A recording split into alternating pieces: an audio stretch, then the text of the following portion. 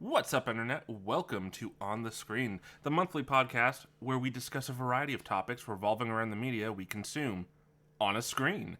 I'm Tomato Man from YieldTomato Gaming on YouTube, and joining us this month is Zombie Hand and Geek Scorpio, both quite frequently appearing in Gaming Theater Presents.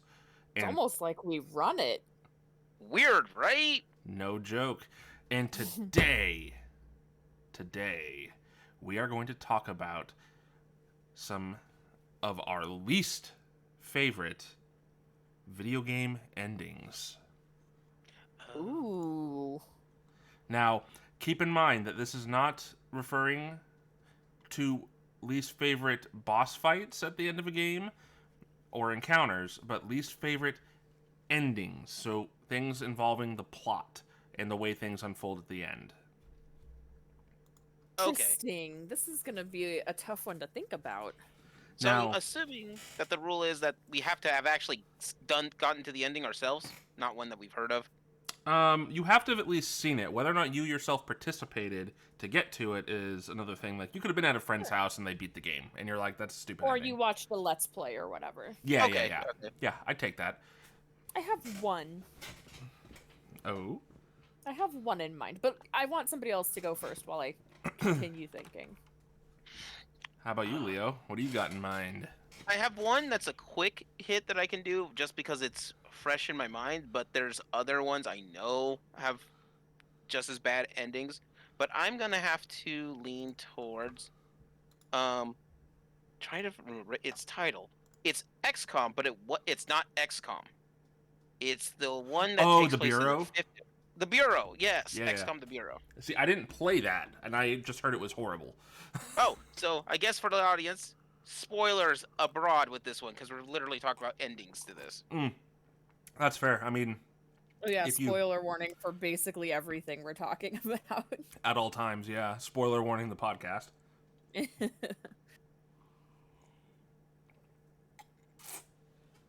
With XCOM the Bureau, which I'm hoping to get a couple of pictures on there. I so don't you can know, see it. sorry, I don't know if it was just me, but Leo, you cut out for so long that I thought I had muted myself. Or I thought you'd been muted. Was it just me? I don't know. He was silent. Yeah, it I was very silent, quiet. Yeah. Oh, okay. Oh. I was looking for an image for that. So XCOM the Bureau, for those who don't know, it's basically the Bureau Declassified was this weird spin-off game where it was a third-person shooter that took place in the 1950s America, and so you went through the game as this guy who basically goes through and gets possessed by one of the aliens. And because he's possessed, he gets the ability to use certain commands and abilities for it.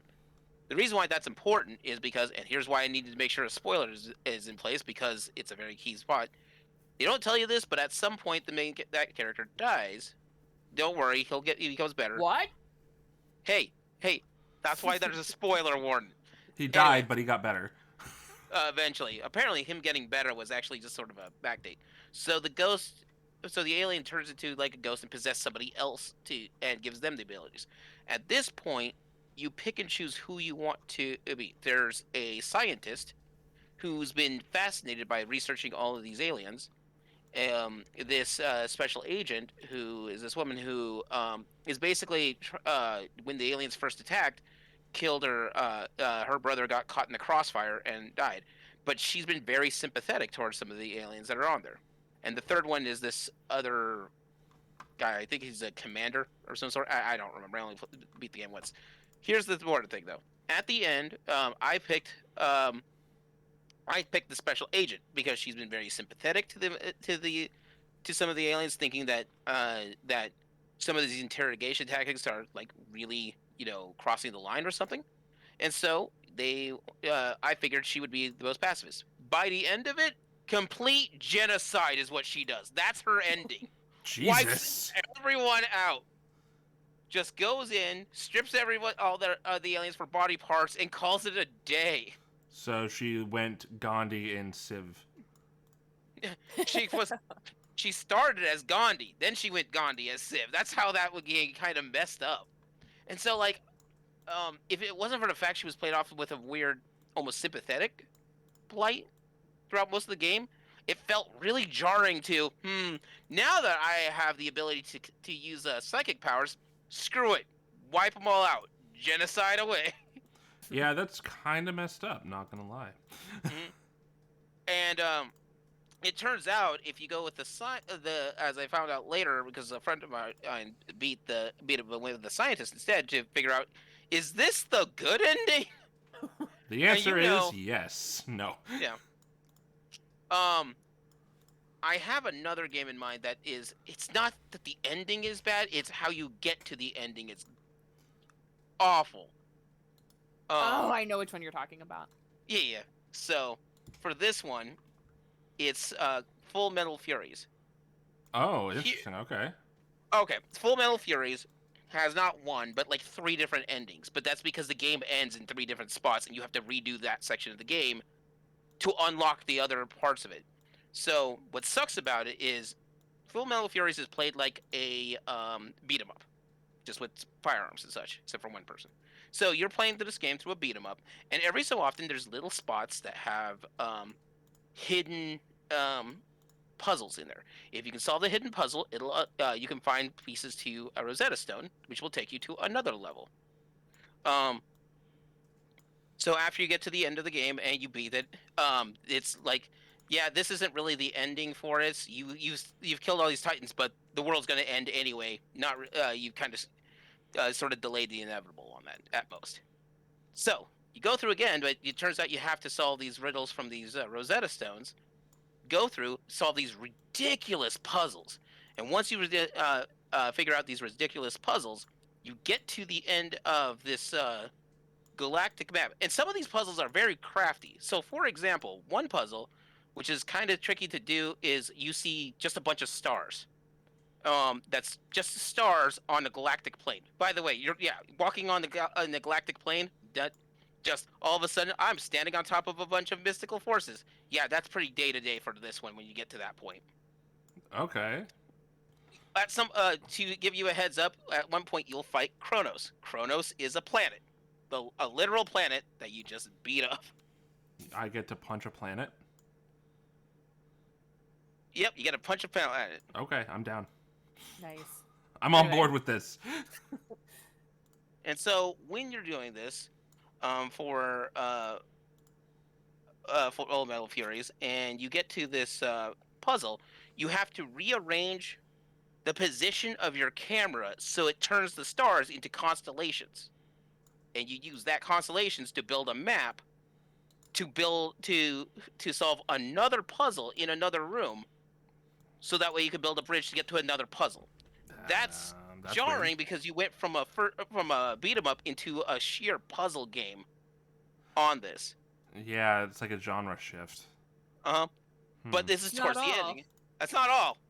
Oh, but wait, there's more. But wait, there's more. So with that genre shift, let me see if I can find a picture of Kronos. Yeah. Anyway, so with that genre shift, and you get to a certain point. Please, if you can find some photos real quick.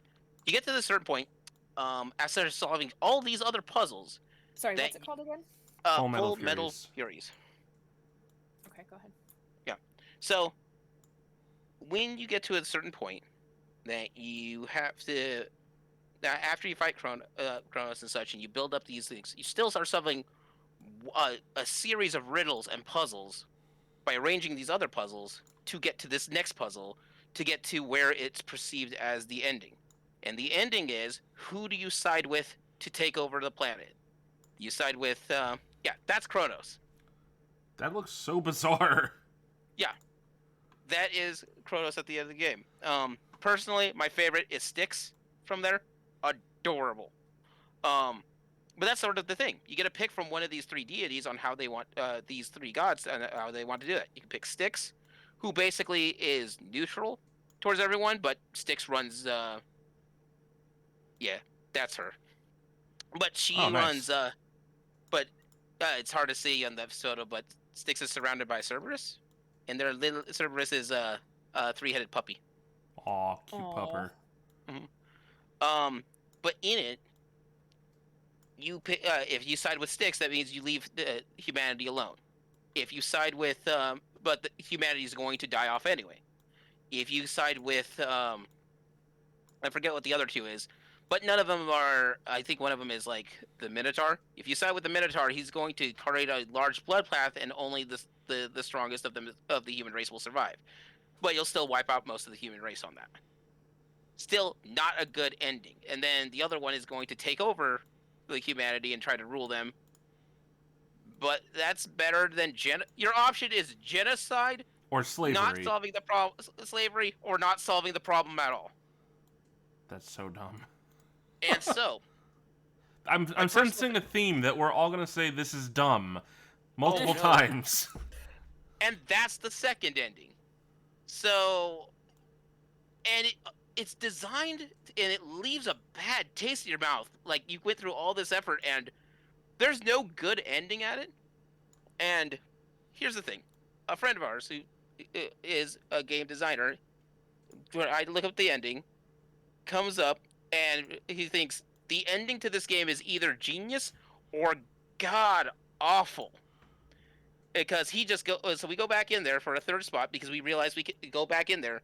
We realize our weapons can still work, and he was just so mad. And when he found out how to get to the ending from it, that he just went up and shot the mother in the face. Just shot the guy in the face. He was like, "Hey, pick which one of these endings that you want."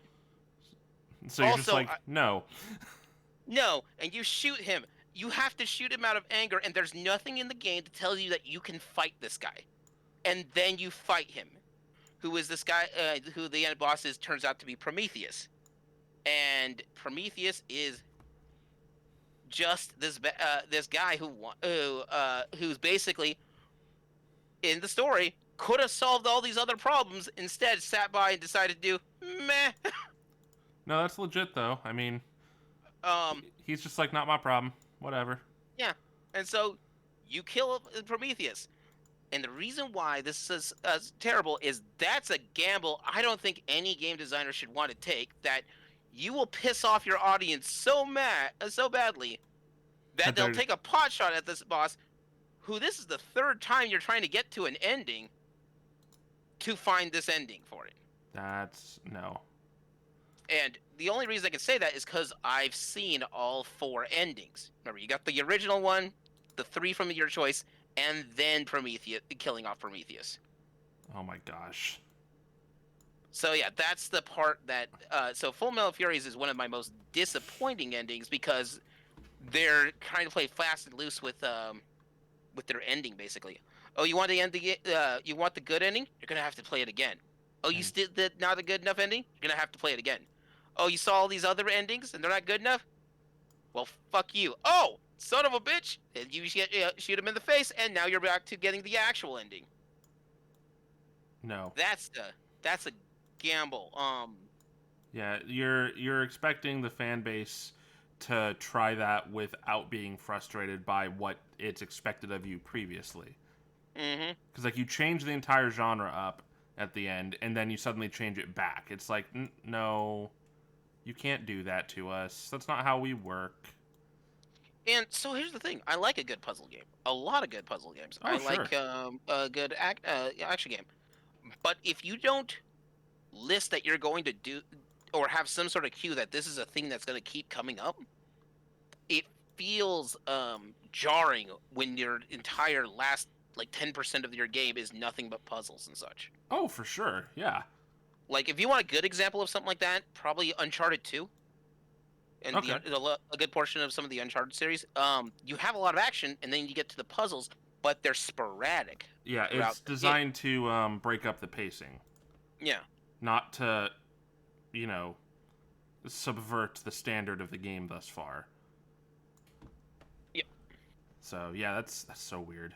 Yeah, so those are 2 games that Full Metal Fury, it sucks because its artwork is amazing, but that thing is so jarring at the end that it's just not. It's just I have yet to try to go back from it. I heard about this for days after they beat the game, how disappointing it was. Like the image I just put up, if you can zoom in on that, That's one of the puzzles you have to solve. Oh my god. What? Yeah, I Hmm. think we did we ended up me and my crew ended up that we're playing it with, but that's jarring, especially when you have bosses that look like this. Wait, Oh, that what? that looks Mhm. so different. I'm so confused. Yeah, Mhm. they don't look like the same game really because of Yeah. like this looks like a turn-based RPG down here, but up top it looks like Castle Mhm. Crashers. Yeah, and Yeah, like an adventure kind of platformy game. Yeah, exactly. yeah, if you wonder how now up until the ending, the game is amazing, but that is just such a bad move. In that uh, there's a particular stage which I wish I could find the image for it, where you have to fight in the desert during a heat wave, and the heat wave changes your graphics so badly you have to adjust your gameplay to that graphic change. I don't Hmm. like that. Which can be done Oh yeah. well. Like Nier Automata actually has gameplay changes like that, but it's integrated so well that it's It's not kind of jarring seamless. or yeah, and it's not frustrating. It's just like, oh, now we're switching perspectives, but it feels fluid. Yeah, Yeah, it the feels switching of natural. perspectives Yeah. is fine. It's the switching of genres that's not Yeah, that I have no. an issue with. Well, and even Like still, like, mid-game, that's where the issue is. yeah. Well, Yeah. and it's like even I don't know, switching gameplay styles mid-game could be extremely like Nier Automata is one example that did it well, but like Yeah. that's Hmm. something that if it's not done well could be so frustrating to try and I don't Yeah, know, work and through. most of Nier's whole thing is like that's done more so by playthrough in Well, most Yeah. cases. I mean like in the beginning when, you know, it's a top-down almost like Oh, right. Yeah, yeah, Space yeah. Invader style, and then sometimes it turns into a twin stick shooter, and sometimes it turns into like a side, like a side. Oh my gosh, a side view fighting game. I don't remember what they're called. Um, but You it mean does, you mean a you know, fighting it. game? Yeah, but not like a 3D fighting game, but not A 2D. anyway. Yeah, 2D fighting game. Yeah. So, Hmm. but it'll switch between them, or even like there's that one point when you go into the castle in the forest, and it turns into a like a side-scrolling platformer. Yeah. So that was the big thing with Nier, the first one that I had trouble getting into was that's how the game worked. And it's like, you guys are trying a little bit too much all at once here. Like, there's a lot of like breaking up segments where it would be, oh well, this here is a third-person action hack and slash. Well, this right here is a 2D platforming action game, and then oh, this here's a top-down shooter. It's like, stop. Yeah, with Automata, it was so seamless, and it was just like segments. It wasn't like Yeah, it was definitely handled much better in Automata than it was. it didn't overstay its welcome. Yeah, Hmm. yeah. As someone who played the original Nier at launch, it definitely like I had to go back to it in order to really appreciate it and understand what they were going for because Yoko Taro is or Taro Yoko, excuse me, is It's nuts. yeah, no, he is he's cuckoo for Fruity Pebbles and that's okay with me. Yeah, he's a little strange, but that's good. Yeah, although he thinks that we're all insane for wanting to read a book about him. As he says in the foreword to the book. Yeah. He's like, y'all are crazy. But anyway, yeah, that sounds frustrating, Leo. Yeah, so that's one of the things, especially so. What is it? Here's a stage and a puzzle together to get to this spot. Pretty So, art. oh, it's Yeah. Something super else. art. So here's the thing: to get to this stage, you have to go to another stage where you see a picture of the moon, and apparently there's a hidden path that you can walk on the moon on this lake, and it shows a reflection of the moon to get you to this part of the stage, so you're on the moon side. Okay, Dark Souls. Yeah. Super pretty art, super had everything for it, but that ending was just having to repeat your boss fight your ending boss like 3 times. Not cool. Just so that way they can try to pull the rug under you like 3 times. But yeah, so those are my two. Interesting. All right. All right. So I personally would go with, not to be cliche, Mass Effect 3's endings were all garbage.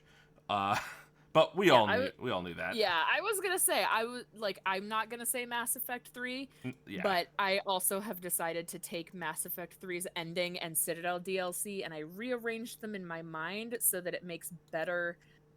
I don't know. It's more satisfying gameplay wise. Yeah.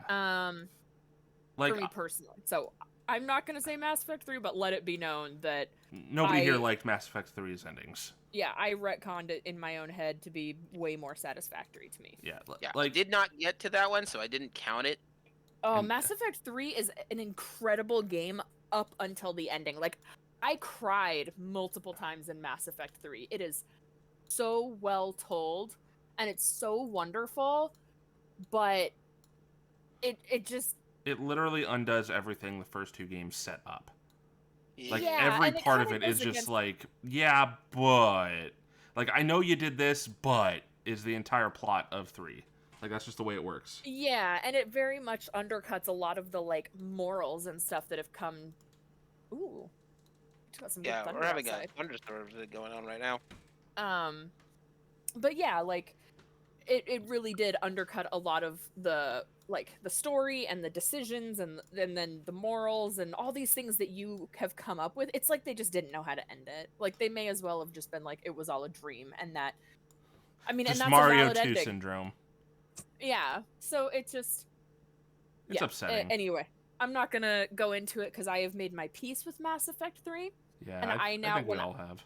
When I play it in my own head just a little bit differently. Yeah, I'm not going to use that one. I just wanted to put it out there. It's like, yes, we all know the endings suck. We're not going to go into a diatribe about why, because guess what? You don't need to know why, because it does. Right. Yeah. I had to go to the diatribe of Full Metal Furies because it's not in the big public eye for that one. Yeah.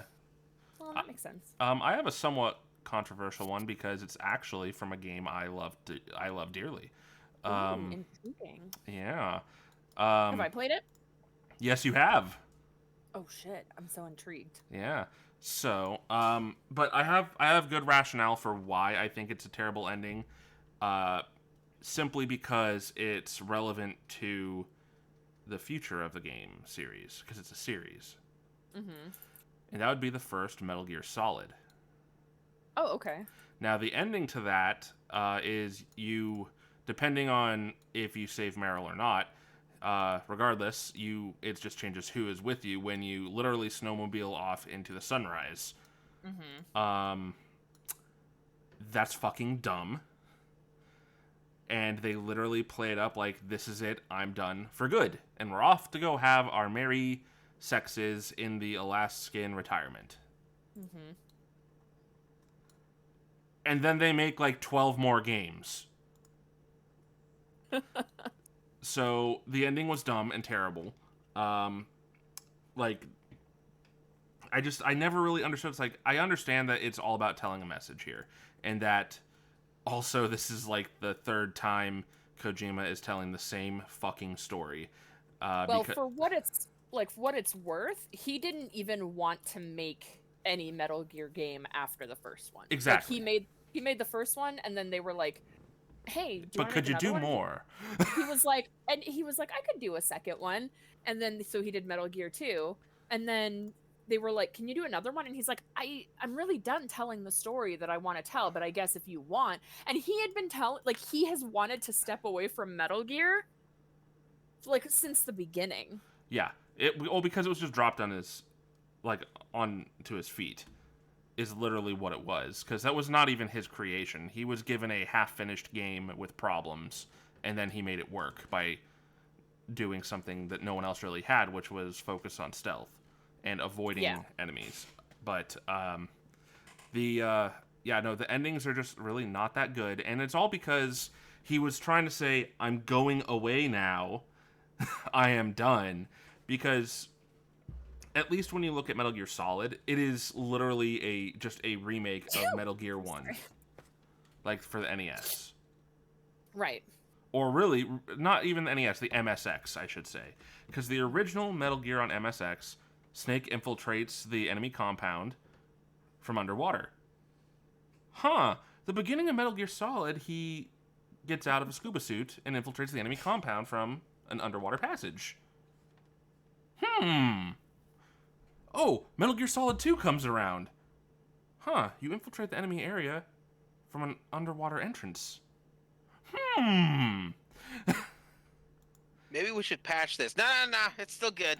Yeah, so it's like it's literally, and I mean even in 2 they make fun of the fact that it's literally a quote simulation of the events of Metal Gear Solid 1, which itself was just a retelling, but as like previous tense of Metal Gear 1.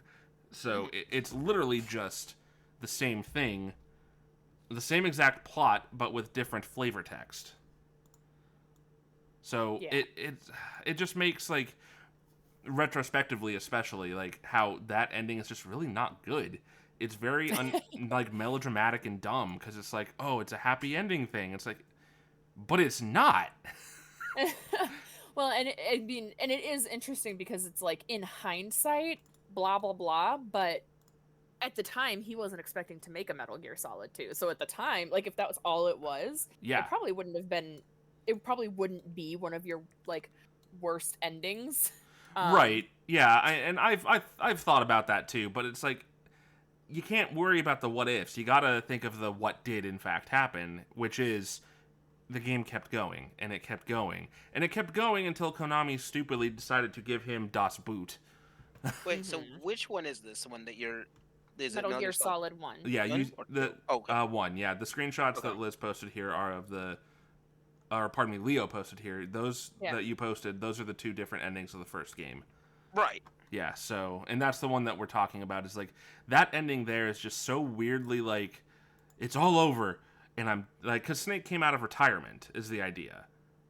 So, Yeah, they kind of like coerced him out of retirement, but they either way, blackmailed him, more or less. yeah, he came out of retirement to do this job, and then at the end he was like, I just want to go back into retirement. Yeah, and then... And so he was like, hey, Meryl and or Hal, let's go hang in the Alaskan wilderness together. Fun thing, Metal Gear Acid is the exact same thing. He's pulled out of his Alaskan retirement. Does anybody count Metal Gear Acid? I do, actually, because I liked Metal Gear Acid, thank you. But that's because I liked the... I actually really liked the announcer for all the card packs when you would unlock access to a new one. The Metal Gear Solid 3 card pack! It's like, oh my god, you are so enthusiastic and I fucking love you. That's fair. But also the combat was interesting because it was like, cards aside, it was a tactical strategy Metal Gear Solid. And I feel like that's a genre it can very well work in. But they only ever did it on the PSP, and it was a non-canonical story. So, what are you gonna do? Yeah. Multiple timeline shenanigans are abound.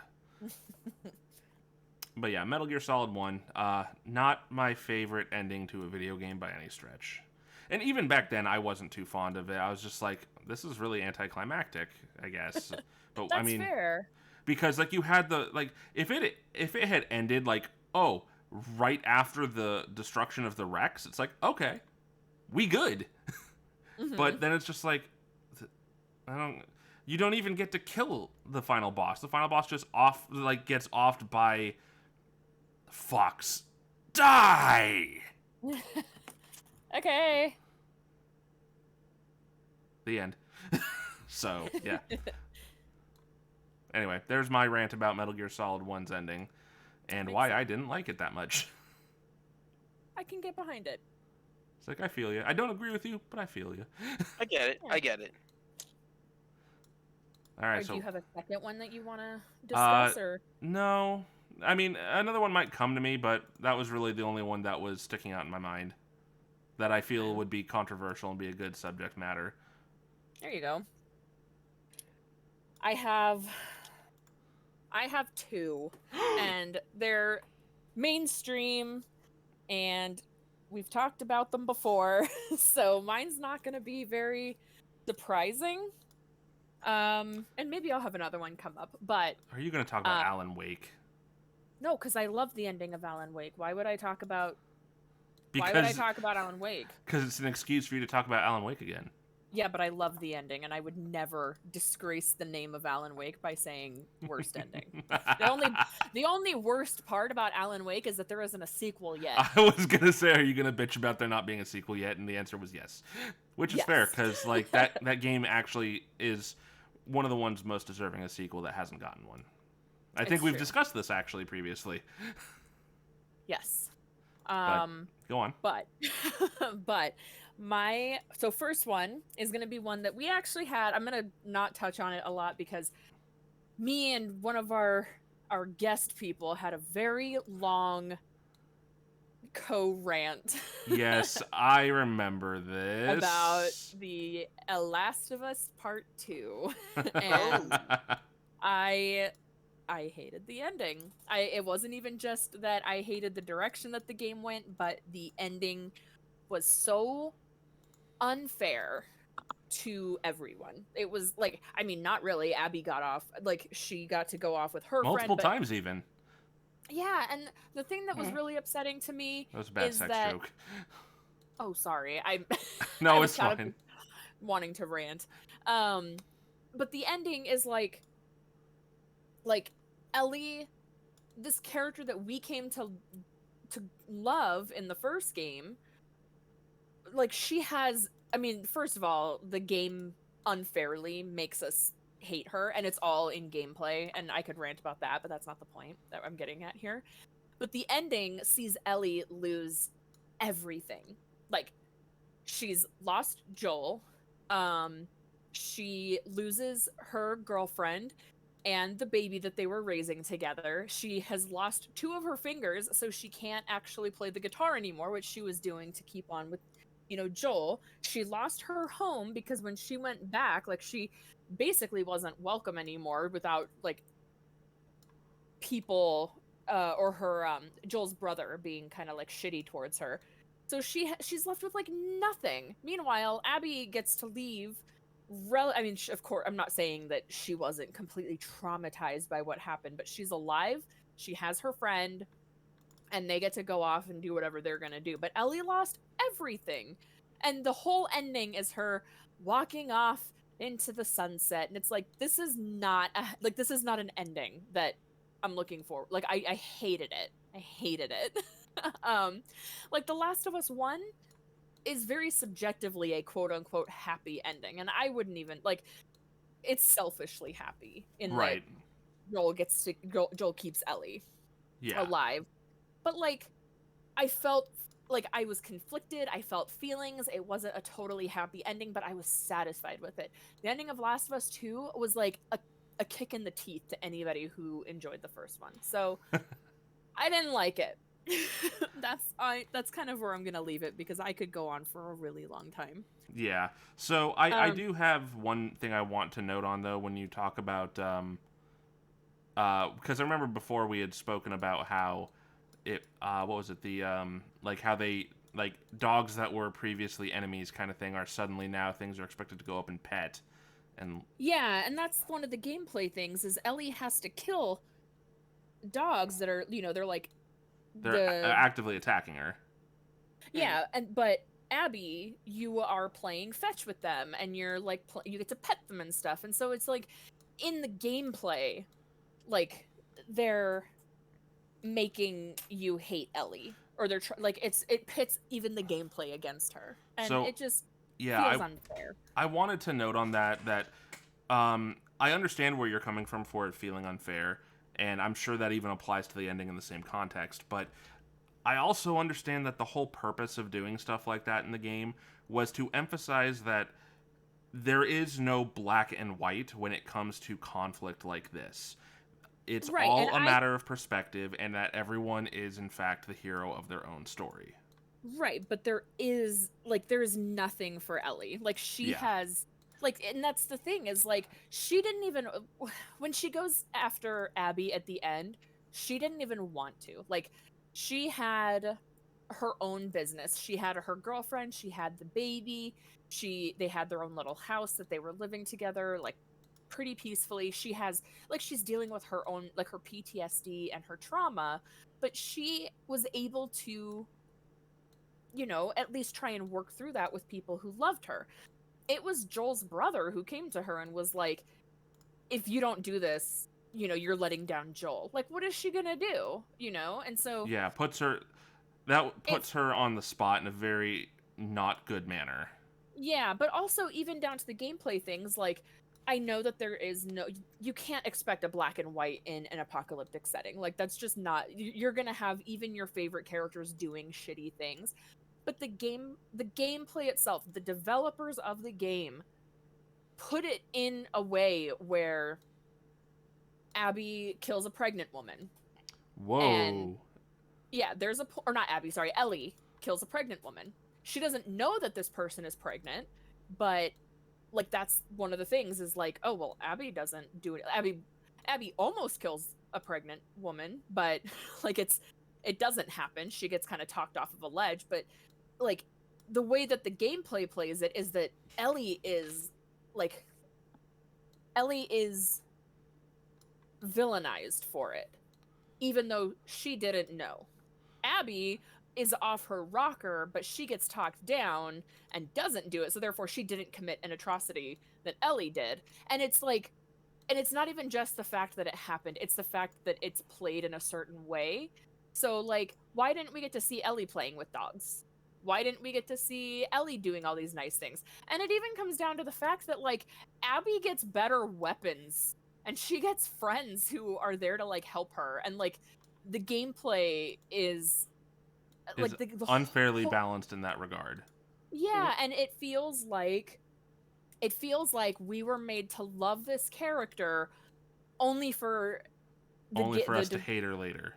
Yeah, and it feels like the developers were like, well, she's not perfect. Like, nobody said she was perfect. In fact, part of the reason that we love her is that she is very flawed, as you see in the first game. Like, I don't know. I have a lot of feelings about it, and I just feel like I understand that it's not black and white, and there's a lot of moral gray areas, especially in extreme situations like that. But I feel like, since it's a video game and there is, a way to balance that, either make things a little less fair towards Abby or make things a little more fair towards Ellie. Like, just give me some sort of balance that makes me not, makes it so people don't hate the character that we're supposed to love.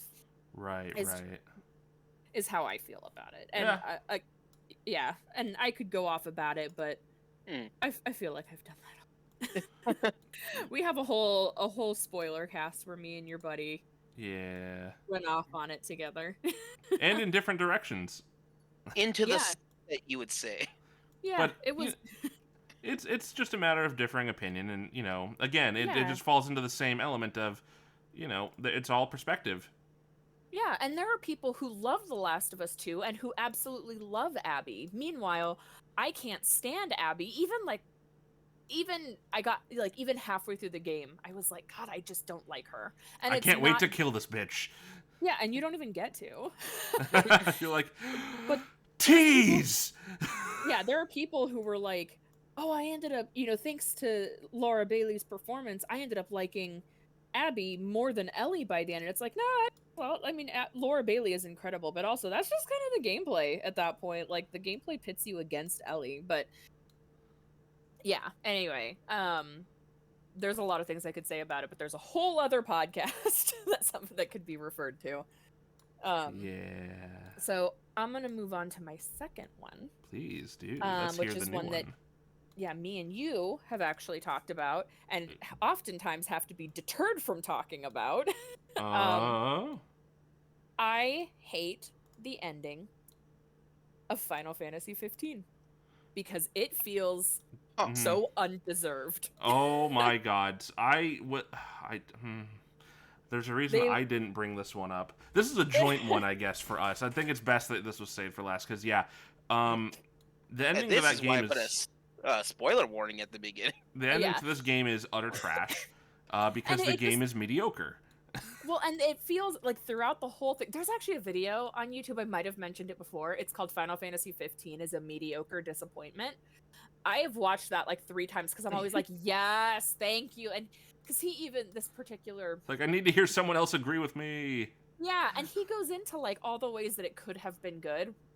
But one of the things is that the game doesn't know what it wants to be. Like, it wants to be a political thriller. It wants to have, like a lot of the magic elements to it. It wants to have like prophecy and stuff. It wants to be a love story. But like It Final fails to Fantasy, deliver on any of these fronts. any of them. And like the love story is so badly done.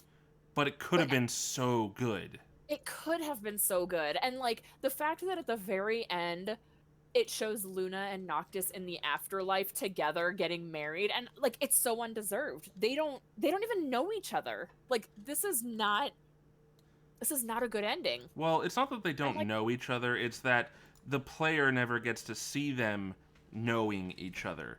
Like, well, it's implied through like a couple of cutscenes that they had been childhood friends. Yes, but the last time they saw each other in person was when he was 12 and she was or when he was 8 and she was 12. Yeah. And so the last time that they have that notebook together, but we've seen Noctis's replies of, "Cool. I hope you're doing well." Oh, you mean Squall? Yeah, Squall has more personality. Yeah, like, but I mean, That's saying something. Yeah. Why do they call you Cloud? Is it because you rain on everyone's parade? No, those are called squalls, and nobody likes those. I love Squall, to be fair. But, like, it's just, I don't know. Like, I feel like we never get to see Luna and Noctis get to know each other. Like, they knew each other 12 years prior, and then the next time they see each other is when she gives her speech in Altissia, and then Gets stabbed. And then she gets stabbed and dies, and she comes to him in a dream. And then 10 years later, when he dies, they're getting married in the afterlife. Like, where is that? I could see that with Yuna and Titus, but that's because their love story is expanded upon throughout the whole It's built on through the game, story. yeah. Not just you snippet of, we were friends as children.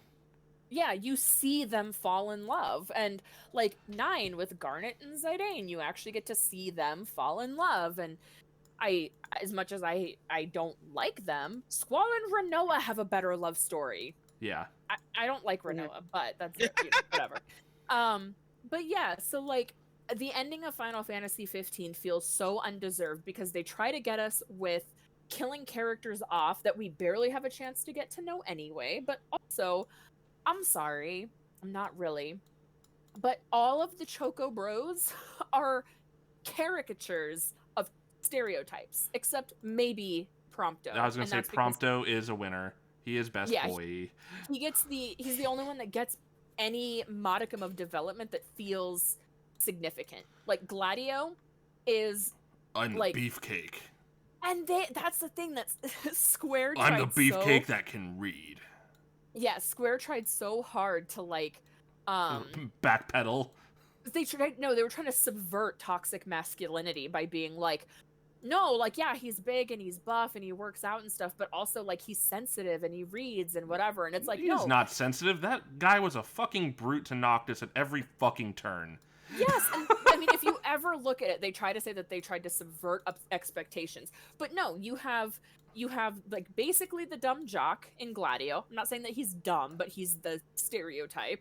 You have the mom friend in Ignis, to the point where I was so annoyed at him in the game. I've developed a new recipe. Yeah, and then just constantly like nagging everybody and getting on everyone's case, and I was like, I get it, ma. Like, so annoying. And Noctis was just the emo boy, and who didn't emote, and then No, Noctis was milquetoast. Yeah, and then the fact that Luna dies to spur on man pain is one of my biggest pet peeves in fiction. And I think the subvert expectation thing ultimately came down to, you expect these characters to get to know each other, but what a twist! They don't. They do not. So yeah, I felt like the ending was so undeserved, where they're like, oh, we're coming together in brotherhood and companionship, and we're gonna face the world together, and then Noctis dies, and it's so sad, and I'm like, I feel nothing for these characters, because nothing was developed with them, except for Prompto, and even then, his development was mostly in the online anime. Yes, and like his development, he had more development with Aranea in his DLC than he had with anybody else. Arenea's best character in that game. She is. Because And then she knows what she's about, the Muns. yeah. But And also, then money will not buy my loyalty when you're trying to ruin the entire world. I got a line. You have crossed it, sir. So that's my second one. I hate the ending of Final Fantasy 15, mostly because it feels undeserved in every aspect. But also because I don't like the game. Yeah. And so I mean, it's whatever no secret what happened to the game, so. Oh no, not at all. But I feel like there is a like they didn't have to scrap the original You can idea. do That better. the Versus 13 idea was so good. Yeah. Just keep that. Like keep working off that. Why did you scrap that whole thing and start over? Out Like of what spite. Ugh, it's so stupid. Yeah, it is. I hate people. So Oh, it's like why Capcom decided to scrap everything Mega Man when Inafune decided he wanted to pursue other ventures. And so they just canceled literally everything out of spite, and it's like you just pissed off literally your entire fan base, all of them at the same time. yes. Metal Gear, Yeah. Silent Hill. Oh no, I was talking Capcom with Mega Oh, Man. sorry. For some reason I heard Konami. Never mind. Their case, but also that because they canceled everything just because they wanted to focus on pachinko machines. They're dumb. They are. At least Capcom still makes games we like. They decided to listen occasionally. So, Occasionally, but you Yeah. know, they're getting there. unlike Konami, I'm talking about you, Castlevania Pachinko, and sexy Silent Hill Pachinko. Canceling PTs. Her PT. Yeah, Silent Hills. that was butthurtness with that one. Those are real tears. I'm Real eternally man sad. tears. I'm not a man. How dare you, Leo? For this purpose intent of this statement, yes, you are. Ow. Wow. Yeah. Look, they that's- don't have an alternate version of it. That's just called man tears. You could just call them tears. Yeah. Yeah, Like, but why do they have if to I be from call- a man? Wow. Look, if I don't call them, if I call Oh them no, you're not getting out of this. All right. Then I need a new phrase for man pain. That's non-man pain. Non-binary pain? pain. Gender neutral pain. Yes. You mean pain, Leo. Just pain. No, that's just pain. So pain is a large spectrum of things. You mean things that hurt? Yeah, Yeah. yeah.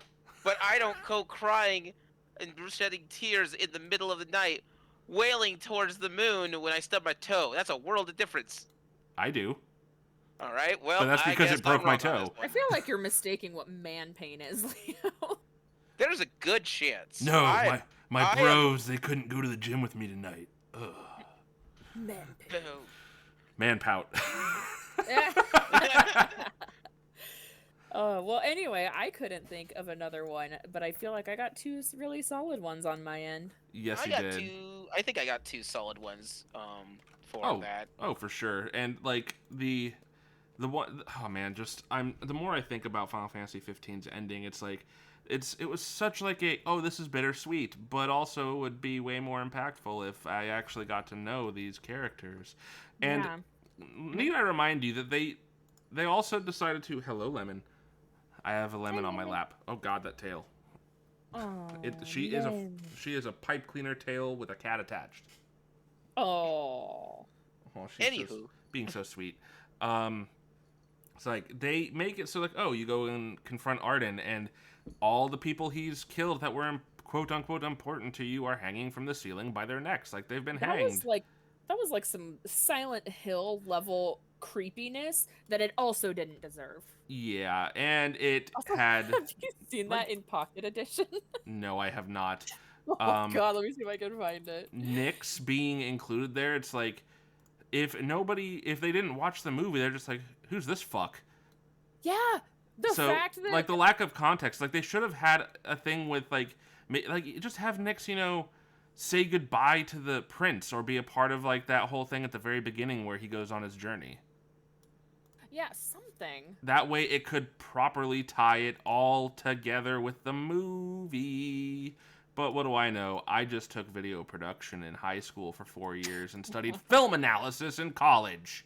There you go. So, You know nothing. What do Yeah. you know? I know that you fucked up. Oh my god, I might have to send it to you later. Aw. It's actually it's like morbid and funny all at the same time. That Alright. sounds like what Pocket Edition is. That's true. God, the whole game is just not good. Do you hate yourself? If the answer is yes, play this. Pocket Edition HD. Why do you hate me? It looks cute if nothing else, but Oh like, yeah, it looks cute as fuck, but also, get out. Yeah, why? Why do you It's have just to push another this way- agenda so hard? It's just another way for Square to make money. Yeah, but that's making money by making a new thing that they didn't need to when they could have just translated shit and gave it to us. Like all the old games that we never got. Lemon? Lemon, So, what are you doing? I think we got a good set of discussion points on this one. Yeah, anybody have anything else they would like to add in addition to this? Yeah, always be careful with your endings. If you're going to, as any kind of storytelling device, your ending needs to be solid. It doesn't have to be pleasing. It just has to be a solid ending for it. It also has to make contextual sense to the rest of your story. Because, Yes. let's face it, nobody's... What the... Jesus, I have a cat clawing at me. They need to... You need to have a plan from beginning to end and not fly by the seat of your fucking pants, is kind of how I feel some of these endings were. Like we briefly touched on Mass Effect. Well, we all know what happened there was Ryder was butthurt after original endings were leaked online, so he's like, fuck The original ending was so good too. Yeah, and then Final Fantasy 15 was Scrapped 5 years into production. and then restarted, and then director chair changes 3/4 of the way through the game. Mm-hmm. And he just is like basically told, fucking finish it and put it out. Yeah. So that stuff, it doesn't do any good to your story to do that. It actually hurts your end resulted product. Yes. Like, you need to have a plan, and you need to make sure it is stuck to, and that includes, regardless of what you consider being appropriate for your company, I guess. Because, like, you don't want to rush the product, because it's going to create issues like 15 had, where you have that fast forward element, where most of the game, like, half the game flies by you, you're like, where am I? Yeah, what happened? I feel like, and this is gonna be so predictable of me, but I feel like this is why Remedy games are always so good. Oh my god, you're simping. Listen, I've made no secret about it. But I gotta But, call like- you out, it's required. Yeah, but like, they take their time with all their games. They know exactly what they want from it. All their endings are so satisfying. Even if they're like cliffhangery, it's still satisfying. Because like when you get there, you're like, oh my god, this is so good. Yeah, I'll And give that's you why that. That's why I love it. I love that, and because it feels like they had a plan start to finish. Yeah. So.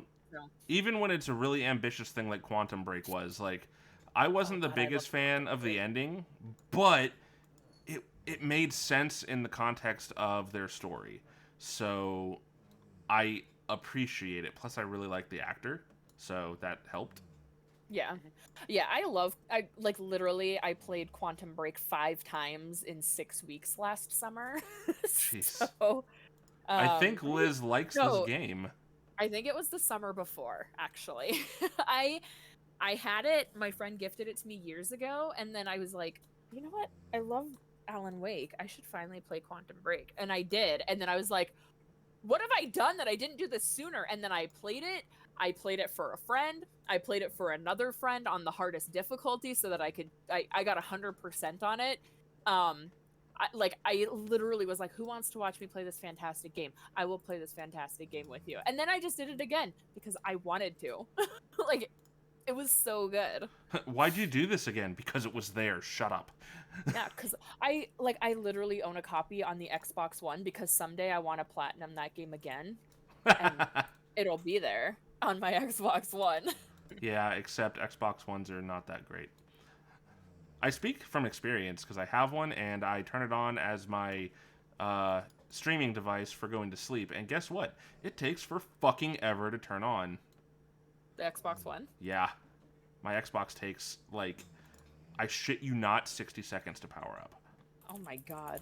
It's a 1X, too. Be nicer to it. But on the subject of endings, video games aren't the only ones that are subject to that. Books, movies, television series, and such, your ending has to at least accumulate, or it doesn't even have to be great. It just has to be.